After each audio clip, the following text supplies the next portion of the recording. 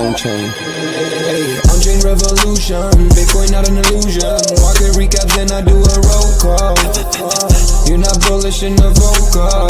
Look at the price action, yeah, send it to the deck, sell it through the stack. Ordinal's the best.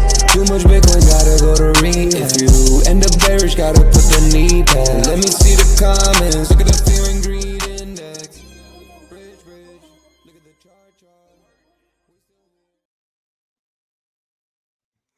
Welcome back to OnChain Revolution. My name is Shizzy. On this channel, we cover the entire Bitcoin and crypto ecosystems. What is up, guys? An amazing show for you guys today. So we're going to be doing another one of these trader spotlights. So Artura.finance, they're building a leverage trading platform on Hemi, which is backed by Binance.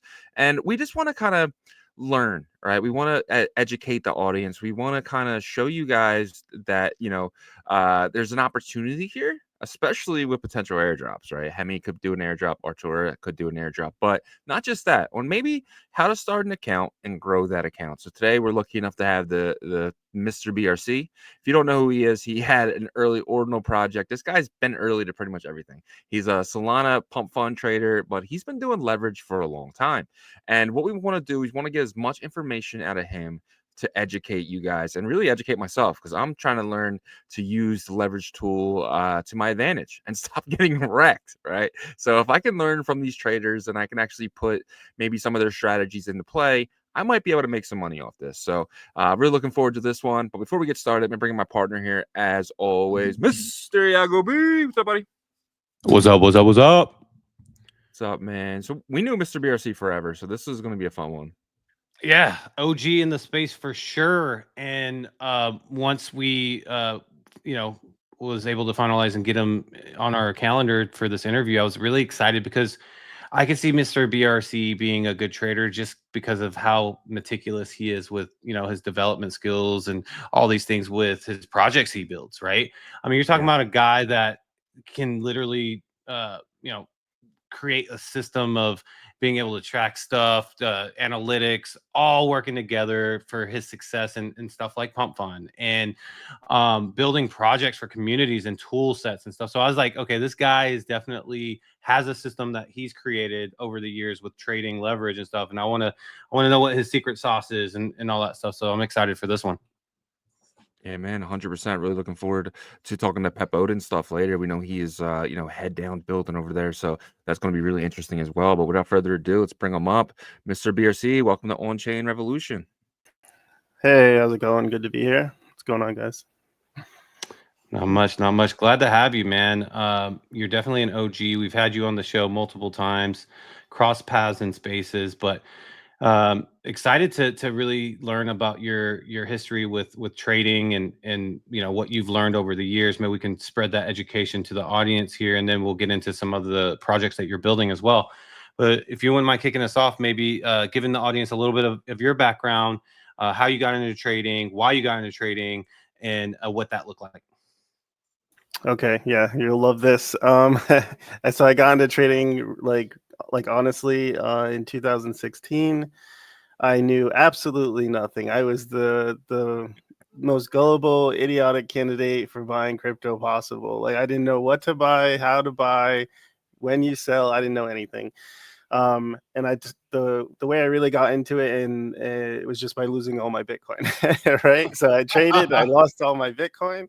I eventually realized this was an issue and it wasn't working out. Like you get to the point where you're like the chart's working against me. If I buy, it goes down. If I sell, it goes up, right? So that's where I was. That was the beginning entry into Bitcoin and trading that I had. Yeah.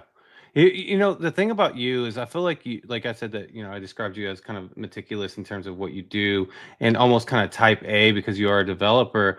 Did you have to develop that skill set of, little details and everything? Because it sounds like when you first started, you were maybe a little impulsive, like emotional trader.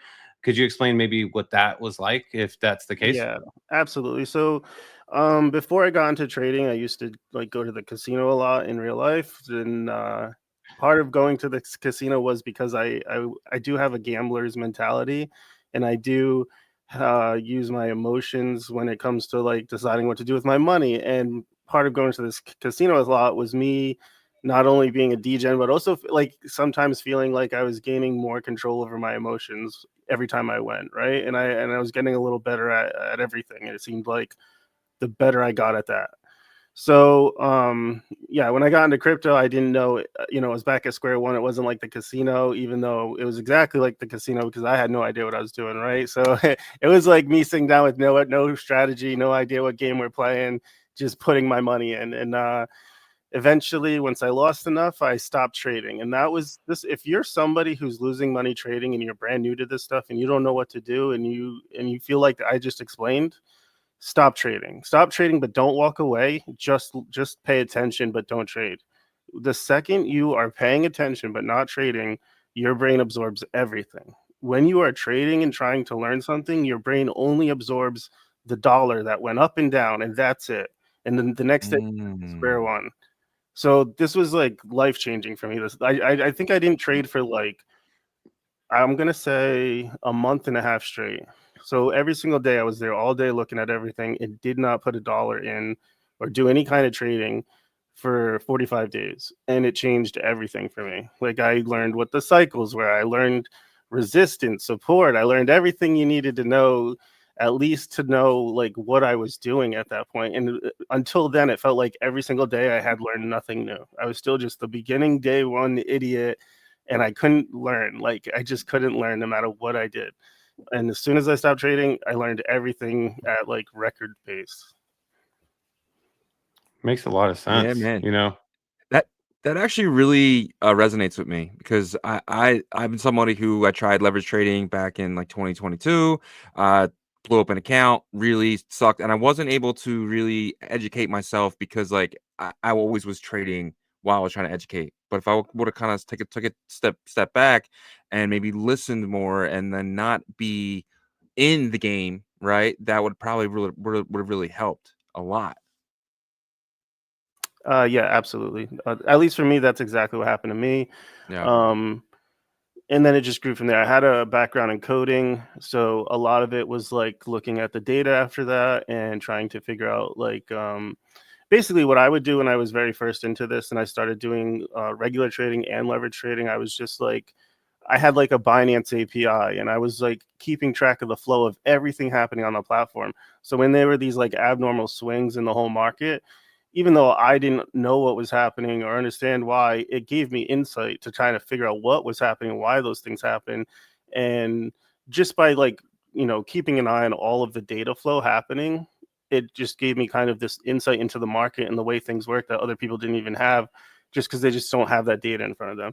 So I think like, you know, data is one of the biggest things too when it comes to trading is if you can monitor an entire market, you're going to learn things that other people will never see, right? Because they're not able to put up every single chart on the whole Binance platform and keep it on all their monitors at all times, right? That's the only other way you do that, is to visually put it on 25 monitors or something. But things like that were started to give me an edge to understanding the way, you know, things would work. Why, when, you know, indicators are all pointing to a swing upward, why did everything just crash? So things like that would get answered by having the full data set in front of you. And I think that was like my next leap forward in learning how to properly trade and like how to expect the things that like would normally get most traders and cause them to like lose profit or something. yeah, that I love that. I'm a data guy, but you know, I will be the first to admit, like the emotions is my downfall. So you sound like you've mastered that, right? Because like, you know, people have a hard time detaching their emotions from wins and losses. Do you feel confident today that you have mastered your emotions with trading, or do you still struggle with that from time to time? I still struggle with it. The only thing that honestly has helped me with that is like an automation system. Honestly, like once I knew how that I could program what I wanted to do, it was better that I wasn't there. It was just better that I wasn't involved, because it's like I would do the things I knew I was supposed to do, and then I'd be like, "Well, I'm like max bid, I feel degenny," and like it's like, no, like that is not the rule set. But I mean, maybe there's people out there, you know, if you're good at poker, if you're good at patience, it's really about patience. Honestly, it's because if you have fear, if you're a fear trader, you're worried about your money. You're worried, am I in too much profit? Am I going to lose it? Should I sell now? Should I not buy more? You're like, that's all fair trade, right? And then the other side is I don't give a damn. I'm a gambler, like max bid. Like, so that's the balance. You've got to be somewhere in the middle of both of those if you're going to be, especially if you're going to be a day trader. But really, that's what it comes down to, because you can have a system and you could know it works, and it could be your system that you made yourself and it works, and you'll still, if you're in the emotional mood to do one of the other things, that's what you're going to end up doing. So it's really about mastering yourself. If you're going to, manually trade, it's really about you. It's not so much about learning what to do, because you'll figure that out and then you'll mess it up yourself. 100%. I could not relate more than what you just explained. And Shizzy, now you probably, if Jake Gallen's listening to this, now you guys know why I want the conditional so bad. You know what I mean? Because it's like what Mr.BRC said is like, if the emotional part is part of your struggle, like you do the TA well, you get a good setup entry, you know what you're supposed to do, but then you get a little, trigger happy or a little bit more confident than you should be. Like automation doesn't care. It doesn't cut that out. It says percentage hit, take profit.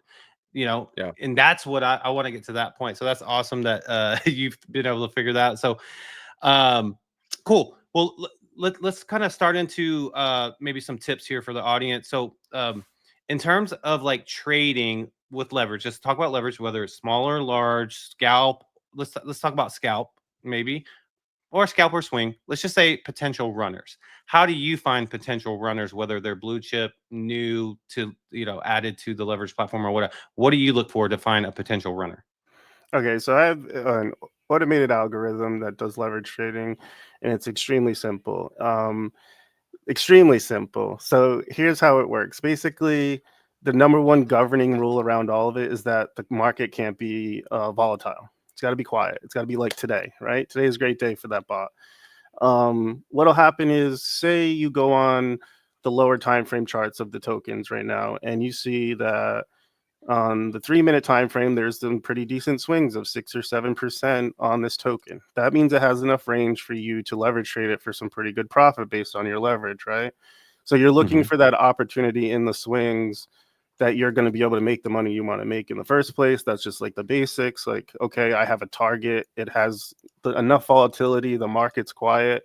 The reason the market needs to be quiet in my algorithm is because the way these things work for me is I'll use the RSI and the MACD indicator, and it'll kind of give me like the swing, the level of overbought, oversold. And what will happen is people will use those indicators and it'll say, okay, it's swinging back up, time to buy, and it'll crash. And they'll go, what the hell just happened?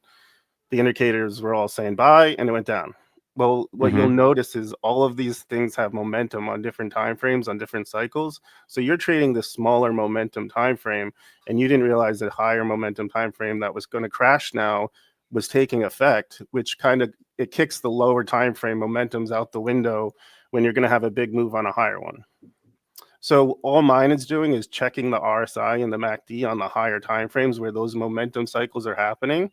And if those aren't peaking or at the lows and about to do some major reversal or a major move, I can trust my RSI MACD on my lower entry momentum that it's going to ring true and it is going to turn at the low or it is going to turn at the high, and the short or the long is going to work out.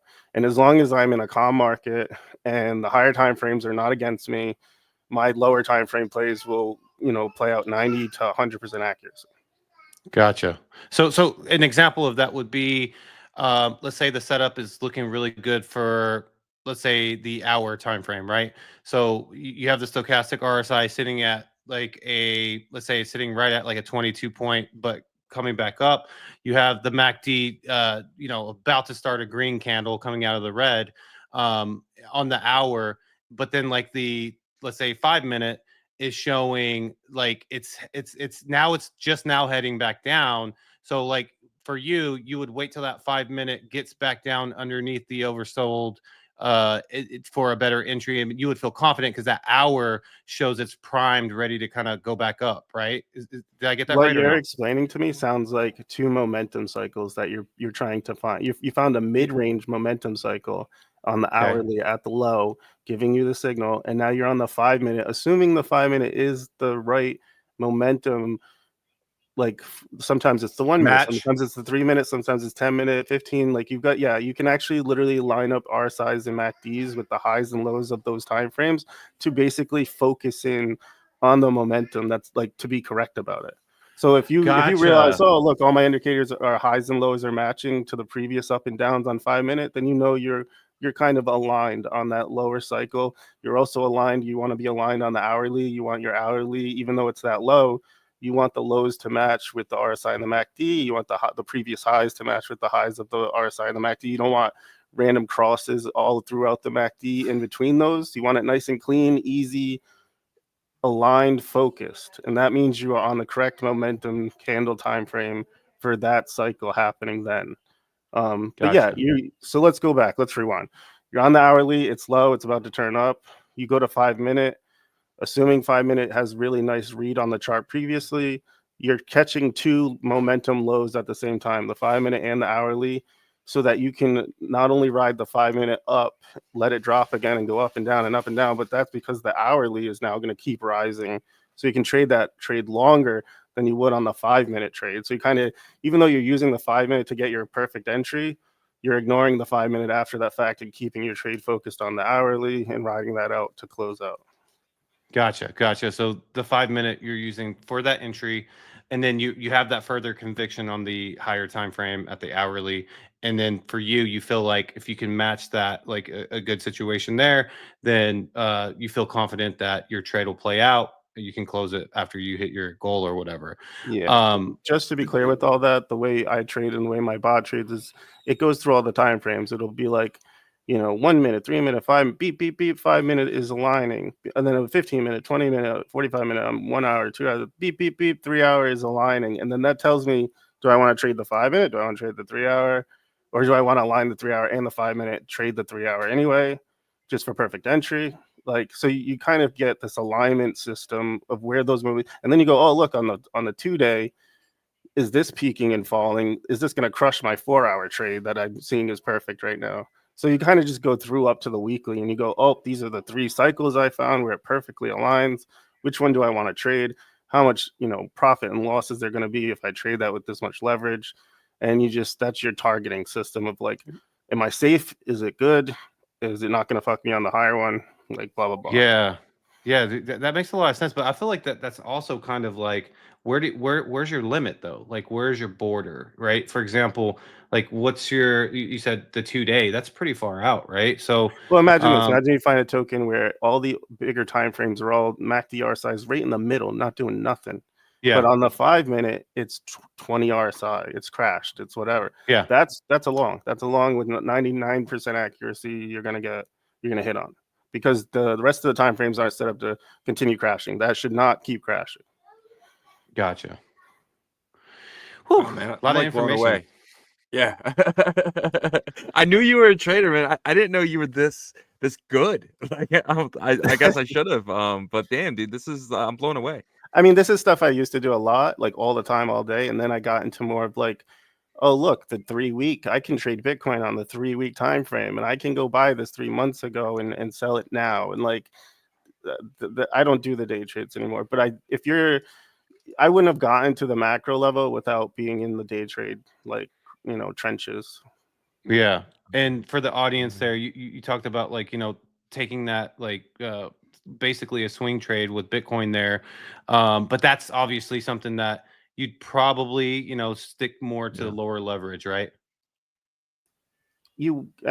Well, see, so yes, if you're Here's the but casino. Casino's coming out. no. So imagine what I said, where the system's going through 1 minute all the way to 3 weeks, and it pinged at 15 minutes, it pinged on 4 hour, it pinged on 5 day, and it pinged on 3 weeks, right? That tells me that's where the alignments were. Well, imagine you found all of them are at the low, all of them. You've hit in the golden massive macro trade. You've hit in the 16K Bitcoin. Yeah. Or like, a $10,000 swing that we might see that we haven't seen in like a month and a half, 2 months, something like that, right? Right. Yeah. So gotcha. Dude, I knew Mr.BRC was gonna be like this because like like once he kind of told me about like how he programs and stuff like that. Yeah. You know, you if you can transition that mindset to actually trading with discipline, you can set it up. Yeah, Very man. nice. And like, so how'd you learn all this? Did you have a mentor? Was there a book? Like, or did you just like slowly figure it all out, maybe through YouTube? Like, how'd you get all this knowledge? Yeah, so like I said, didn't know anything. Coding obviously was a huge help. A lot of self-teaching. One thing that helped a lot was with my macro trading, with learning cycles, just learning like legitimate macro cycle basics and how like all these macro cycles, no matter what the market, kind of play out the same and have these, it's like human behavior almost, so you can't escape it. And the YouTube that I would watch for that was called Crypto Crew University. And he basically had like a paid thing, but he would every single video every week be like, this is all the stuff you would get in the paid video, and share it for free on YouTube. And I would watch him. And he was really good at macro. I sort of feel like I passed him, honestly, now, because sometimes I watch the videos and I'm like, no. And I think, wow, look how far I've come. Like this guy, I used to be like, what a mastermind. And now I'm like, oof, you've fallen off there, guy. So it's cool to see. But yeah, I mean, started in the trenches, started with day trading, started with losing all my money and knowing nothing, and ended with just, a pretty decent automated system. The student becomes the teacher. I love it. Absolutely love it. How much of this trading do you do on like DeFi? Do you do like a lot of your stuff on like DeFi protocols, or do you mainly use like exchanges? Yeah, mostly it's just exchanges, honestly. Yeah. Gotcha. Pretty much. What were some Do you experiences? go. Have you experimented with leverage trading platforms on on chain? Not with any success, no. Gotcha. Well, What? why do you feel like? Yeah, go. Well, I was gonna say, why do you feel like you prefer centralized exchanges over the decentralized? Well, if you're doing leverage, it's a must, I think, right? When you're dealing with leverage, you want the most liquid market for your trade possible.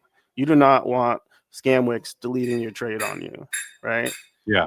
So you don't want there to be a 2% move on Binance, but a 10% move on the one you were trading on, and you got liquidated, and nobody else on Binance did. Like, so you really want to be the most liquid market you can if you're going to liquid trade.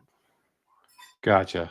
So something like Hyperliquid, or if Artura, because they seem to kind of be mimicking that, which is gaining. Hyperliquid's gained a lot of attention, momentum. In the future, they possibly could compete if they have that much liquidity, don't you think? Or do you feel like it'd be too far? The centralized exchanges have just too much for them to catch them. I mean, it all depends on your style, right? If you're doing 50x longs, you don't want to go. You want to be careful where you go, basically. If you're Gotcha. doing 10x longs, it really doesn't matter where you go. If you know, what I mean, if the wicks are usually they're barely noticeable. It would be like a market crash, and Binance is down 10%, but on the other one it's down 16%, and you're like, what the hell? Like, yeah. So it's events like that where your leverage trade might be in more danger than it would in a more liquid market, but as long as you're not doing extreme leverage trading, it doesn't have to be the most liquid market. Gotcha. If I was going to start, like, let's say a small account, right? Let's just say I'm airdrop hunting on Hemi, with using Artura, right? And I was starting a new account. I put $1,000 in. I'm okay with losing that $1,000 because potentially in the future I might get an airdrop that's actually bigger than that. But I just want to learn how to play.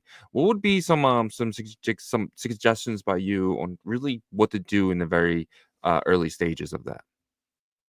Just explain that to me one more time. Sorry.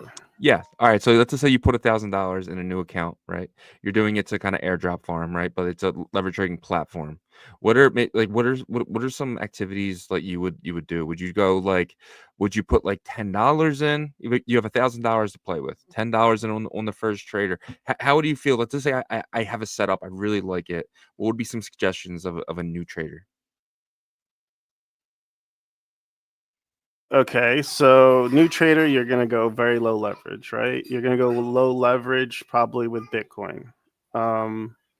What's the main token? Whatever the main token is that you can trade there, right? Bitcoin, yeah.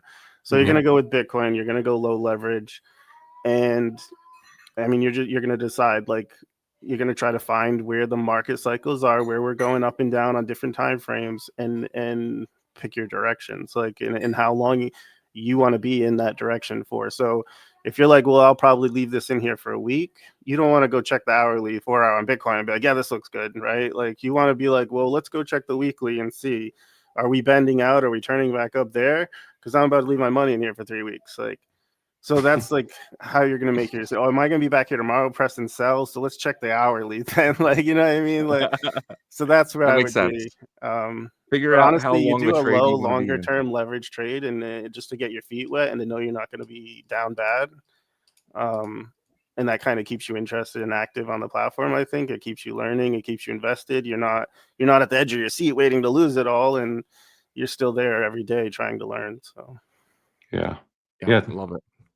Swing trades, in my opinion, yeah. If you have the discipline to stay 3, max 5x, and probably stay 3 if you're going to swing, because you're risking that time of a week to 2 weeks period of getting liquidated. So obviously, the lower leverage, the lower chance you get liquidated. Plus, it's a good start, in my opinion, to kind of learn the chart, and because if you have the discipline to stay away, not look every day, then you check it back like once a week, twice a week or something like that. And then you can work your way shorter time frames and then get a little bit more. Do you think that's an okay way to learn? That is an extremely way better way to go in if you're going to trade and learn at the same time than going in on the 1 minute.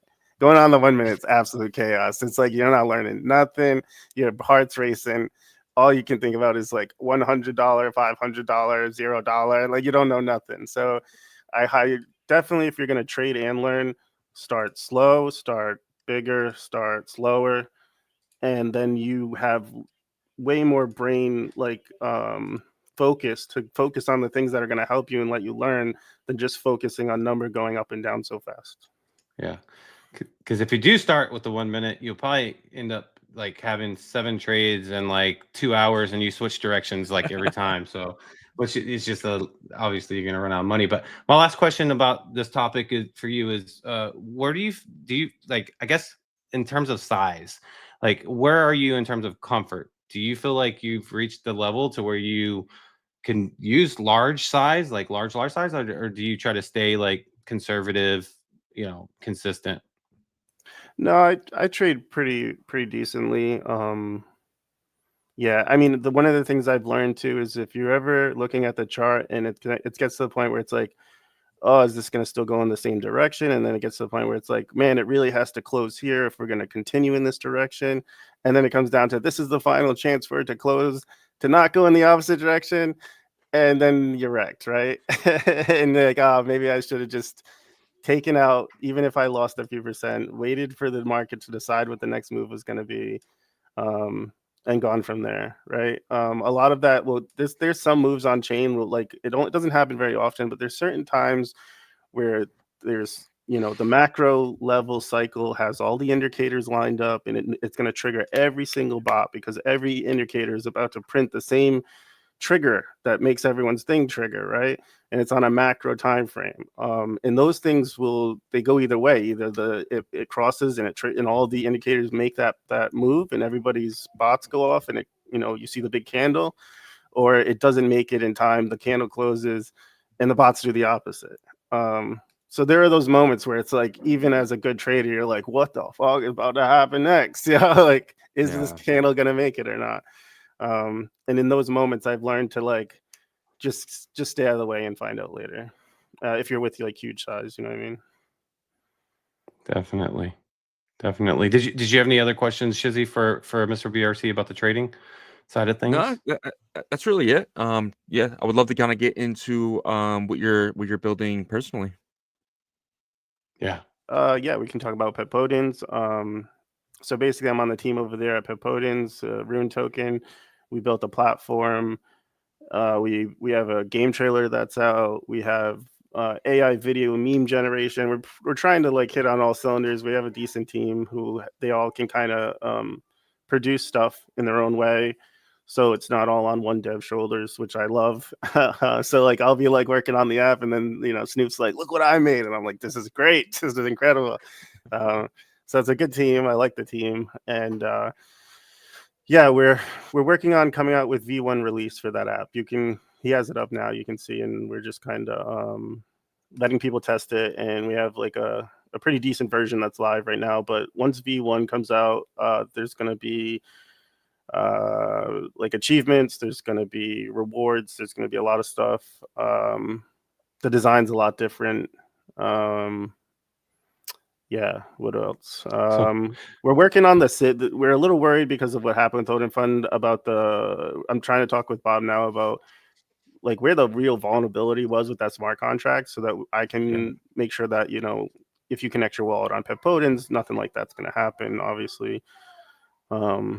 Yeah, so that's just where we're at with that. We want to be able to let you trade directly on Pepodins. We added live streaming. So if you launch an Odin Fund token and you're like, you know what, let me go on Pepodins with my dev account, I'll type in my Odin username, now I'm verified, I can click broadcast stream on my token page on Pepodins, and everyone can then watch it live in higher quality than you'd imagine from Pepodins. So nobody has launched a live stream token yet. We hope someone does. We hope they use Pepodins when they do it. I thought it'd be a cool Can I feature. access that through StreamYard? Can I go through StreamYard and add Pepodins as one of the things? I know. Are you using OBS or no? No, we're using just StreamYard. Oh, no, I'm maybe. I'd have to look into it, but Yeah. there is a couple things. There is a couple ways to connect it. I know of OBS because I happen to use it, but do you have stream keys and stuff or no? Yeah. Okay. Yeah, Okay. I So think then we'd be maybe able to then. yeah, as long as there's a stream key, and I think there's another address to it. But anyways, yeah, I mean that's really awesome that you guys are adding that. Yeah. But let's kind of go back to the basics real quick. So like, if you had to explain pepodins.com to someone that uses pump fund style meme pads, how would you break it down for them? What is it? Yeah, so we're basically trying to build like an advanced trading platform from what was originally Odin.fun to be, you use, if you're on Solana and you trade on Pump Fund, you're using BullX, or you're using a Telegram bot, or you're using Photon or something like that, right? You're using a better, GMGN, a perfect example.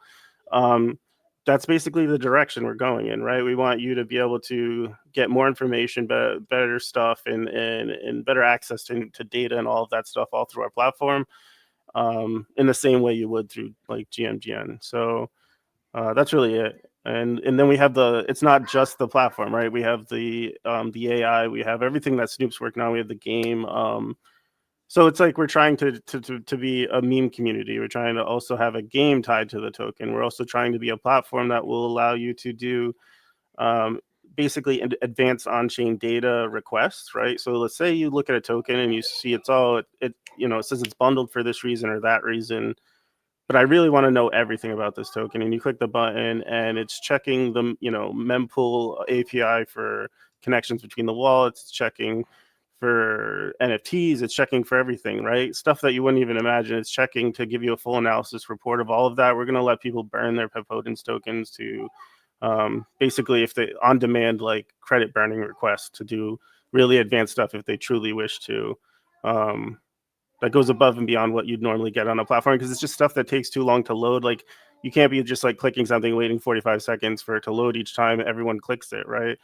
So these are just like kind of like paid requests because they're intensive, and then we'll save that data and make it more available. Yeah, I feel like Pepodins is definitely one of the most underrated runes right now because of how much you guys have been building. I feel like there's almost like in terms of like meme community building stuff, it reminds me a little bit of like Sheeb after they launched, because then they came out with Sheep Swap, they came out with like the staking with Bone and all that stuff, right? But you didn't really hear about meme communities building actual applications, right?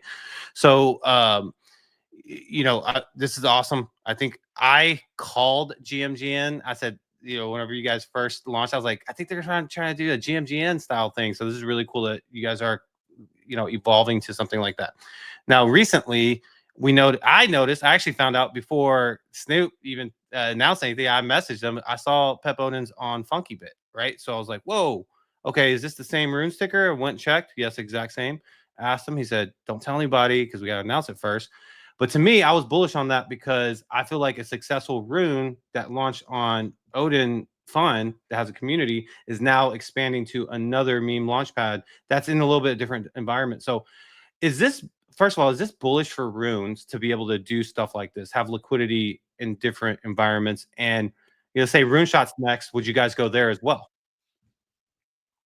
Yeah, definitely bullish. Like, obviously, you want there to be as many outlets as possible for your token to exist, basically, right? There's no negative to that. And what was the second part of that question for Pepodins? So Pepodins, like Rune Shot is possibly the next meme pad that's utilizing Near and Bitcoin. Would you guys even expand there, or do you feel like, okay, we're in two different meme pads right now? Yeah, so our basically, because of that, like our intent is obviously to be as many places as possible. So I don't think there's any harm in doing that. I think it only helps. We're very grateful to the FunkyBit team for helping us get that liquidity pool started, especially during people weren't sure how long Odin Fund would be down for. And it just gives another thing. It's like, obviously you want to be on layer 1 with your tokens, but if you can, go and just trade on FunkyBit and then pull them back, if you can go on Odin Fund, trade them, pull it back, it's very helpful, right? And then you're finally giving people that option to market sell, market buy. Like, it's like, you know what I mean? You don't want to be anywhere where you can't market sell, in my opinion. That's like what made Rune so tough. Yeah. It's hard to get everybody in the community on the same page, right? Everybody wants to like down something for not being the way they want it to be, and then someone else prefers it another way. I really wish if like I could get a message out there to the people on Bitcoin who are still here and like care and want to see this stuff succeed. Like, endorse the builders, like endorse everyone, even if you don't like what they're building. Retweet their shit, like retweet their stuff, even if you don't like what they're building. They're building on Bitcoin.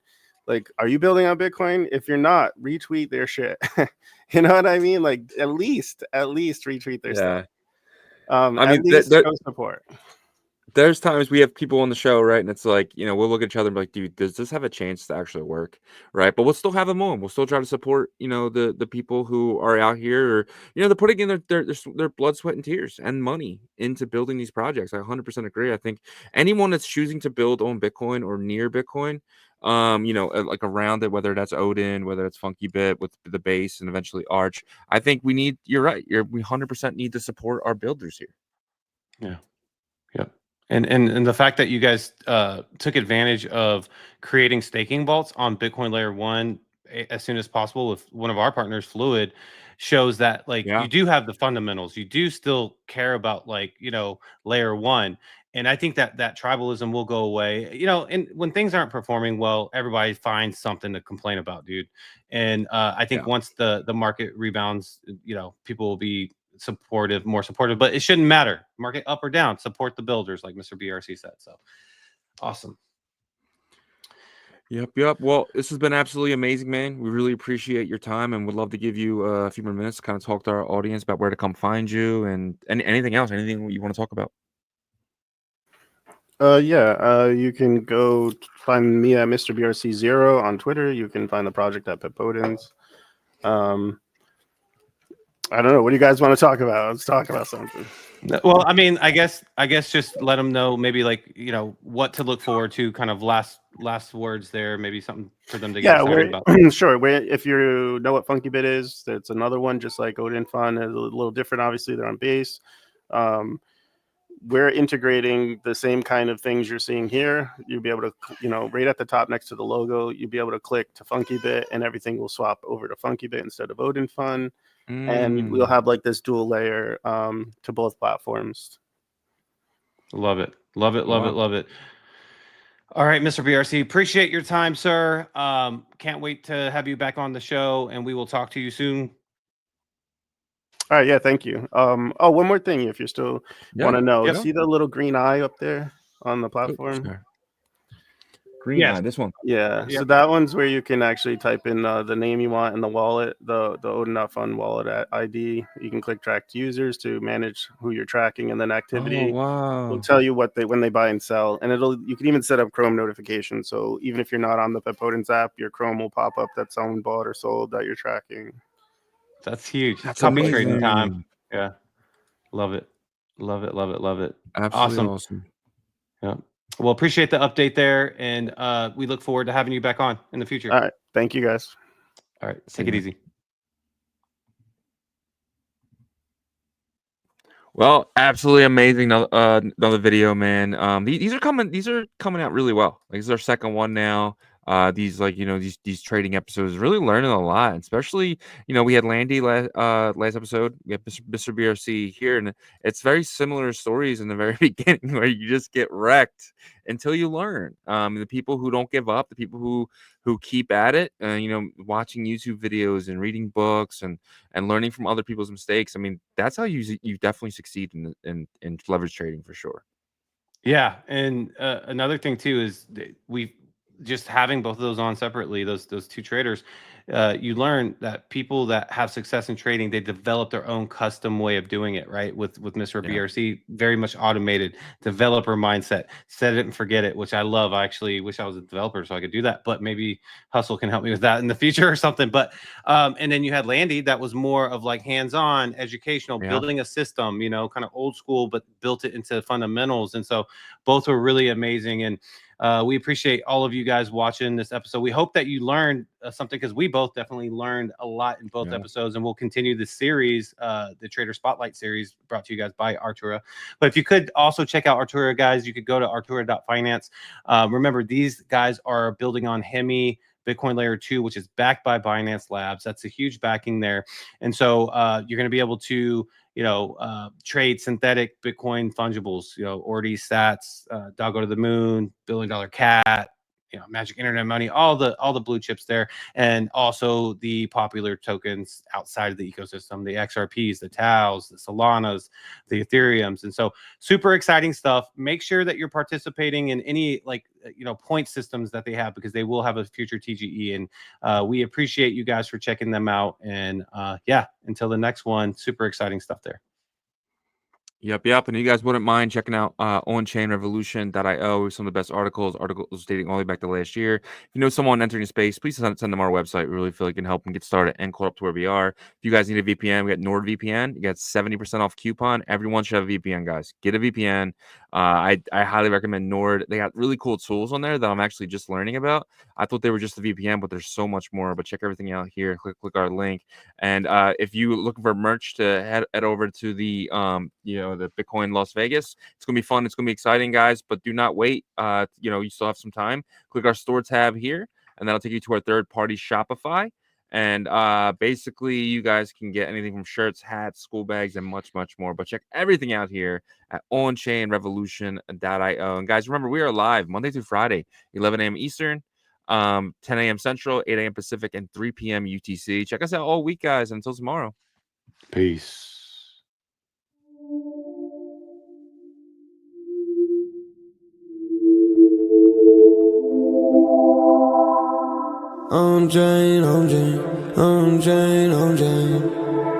OnChain Revolution roll call. Market recap. You're not bullish enough. No. You're not bullish enough. No. Look at the price go. Bitcoin control. Why you still coping? Price action rolling. Don't fall for bear trap. Swapping indexes and putting it up in the sex. I can take profit right now. OnChain is where I be now. You can never look back. They don't want you to know. How did the market react? Fear and greed gotta adapt. Now we bridging the tokens and marching the network right now. You know how crazy we are. Nookies are savages now. They know how crazy we are. Chain abstraction, main attraction. OnChain Revolution.